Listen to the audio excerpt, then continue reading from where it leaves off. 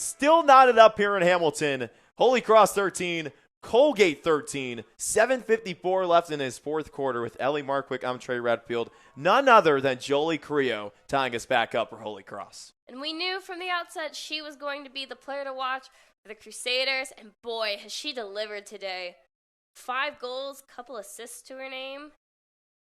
She's just been such a dynamic player. Colgate needs to figure out how to effectively neutralize her if they want to take the win here. So much praise offered from her head coach, Amanda Belichick. Incredible player, incredible person, and an incredible teammate. So Colgate won that draw again, and now can get back in front. They've got to convert, though. Got to be intentional and cannot lose the ball while passing around. We've seen a few errant passes result in turnovers. Colgate can't allow that to happen when it's so close. Millette gets the opening to the right, tries a bouncer, misses wide left. Lauren Thompson had to duck her head out of the way, but she keeps possession for Gate. O'Reilly. Moving in, has the opening, 5 holes and scores!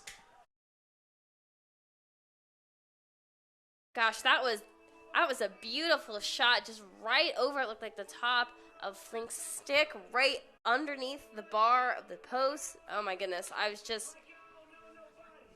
oh no, it was a bounce shot between the legs. Excuse me, I thought that went over the top, but I was just seeing the bounce back. Wow. Talk about placement from Cara O'Reilly.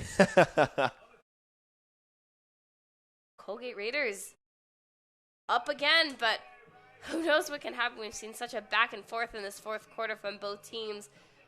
But guess what's going to be crucial to decide what is going to happen next? Right here at midfield. After O'Reilly grabs her 5th goal. How about another Yahtzee on the afternoon? If there's anything you watching at home to take away from this game, it is the crucialness of the draw circle. I feel like we have not said it enough, even though it's been the only thing coming out of our mouths recently. So important to control the midfield.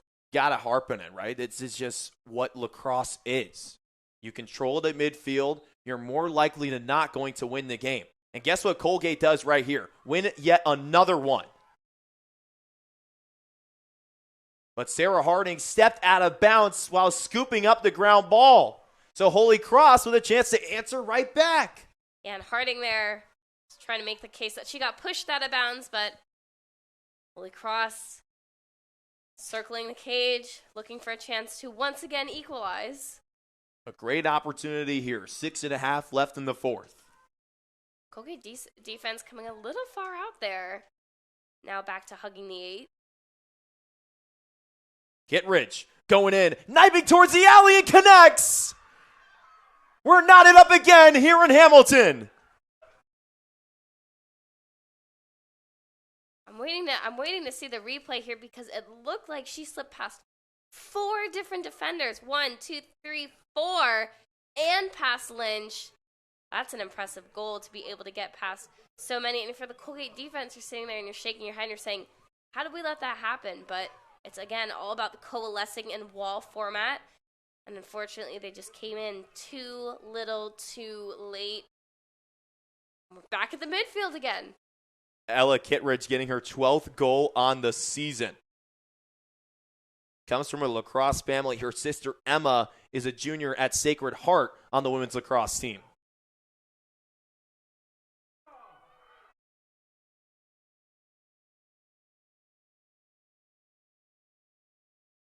So Colgate won the last draw, even though Harding stepped out of bounds. This time, Holy Cross wins it. That's huge for the Crusaders.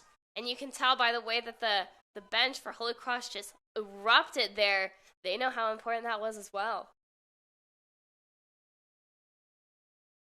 Now Holy Cross can slow down and take control of this game. Take control of the possession as well. That's big. If the Crusaders can convert here, it'll be Holy Cross back in front.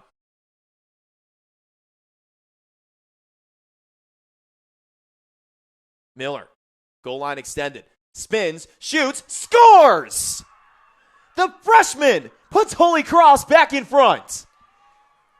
Spun right around Crease's edge there, got the ball past Lynch. I mean, if you're Belichick, what more could you ask for from your team right now? Really working, got the draw control there, got the goal immediately off first possession. That's everything you want in an attacking offense there. I mean, I don't know if you can see her on our screen, but she was all the way on the sideline, 10 yards away from goal line extended. She's following the action as the game goes along on the attacking half for Holy Cross. Oh, absolutely. She is an invested coach. We've seen her jumping up and down, showing lots of emotion. She knows just how important this game is, and she's ready to be there for her team. Colgate calls timeout. 5:35 left in the fourth quarter. Holy Cross in front as Amanda Belichick is looking to get her team back into the Patriot League tournament for the first time since 2018. 7th year at the helm for the Crusaders. What does Holy Cross need to do to keep this lead? They need to keep getting the ball in draw control. They've been so successful recently when getting possession, and if they don't get the draw control, they need to make sure that they're immediately attacking, because we've seen Colgate falter a couple of times. They win the draw control, but then lose it almost immediately before even getting it into their attacking third. And so that's going to be most crucial. Coach Belichick wants that first possession opportunity, because as we've seen, that's the key to getting up on these Raiders. Last time out for Holy Cross, it lost 13-9 to 24th ranked Navy in Worcester on Saturday.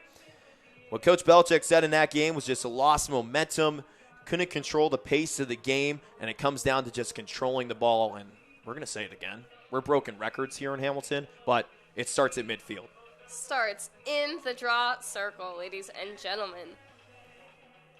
We will see what's about to happen. Both teams have had a chance to talk, to cool down, to strategize. See what happens in the draw circle this time. Bryn Menon and Cara O'Reilly once again.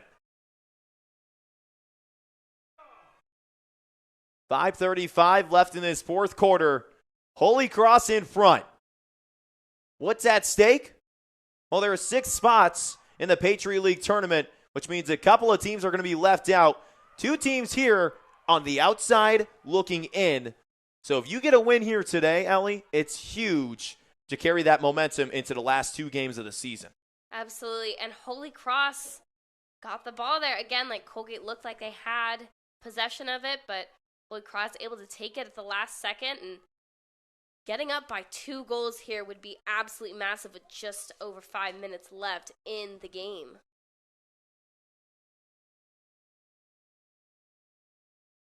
Sarah McKenna thought about going inside, but got double teamed quickly. Crusaders going behind Cage as Creo takes a peek at the shot clock. Has plenty of time to shoot.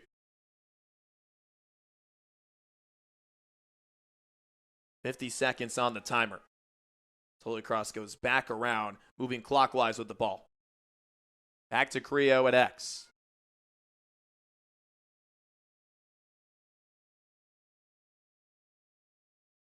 Jardina surveys, goes back to Miller.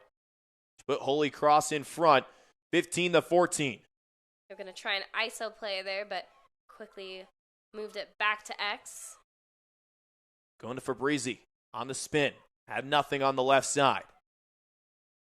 Tried cross field, but it's intercepted. Colgate taking it the other way. Devin Millette clears for the Raiders. That was a huge stop for the Raiders there. See what they can do with it now that they're in their own attacking third. O'Reilly didn't have the angle on the left side, so just has to wait for the Gate offense to slow it down a little bit. Giving the Raiders a chance to get all attackers back on field so they can be at full strength as they try to tie up this game.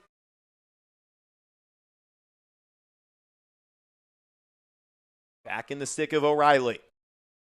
To Millette.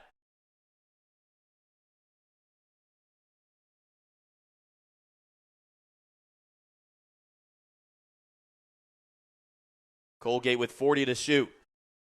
Suter going in, gives it up, shot, they score! Top shelf, tied up at 15.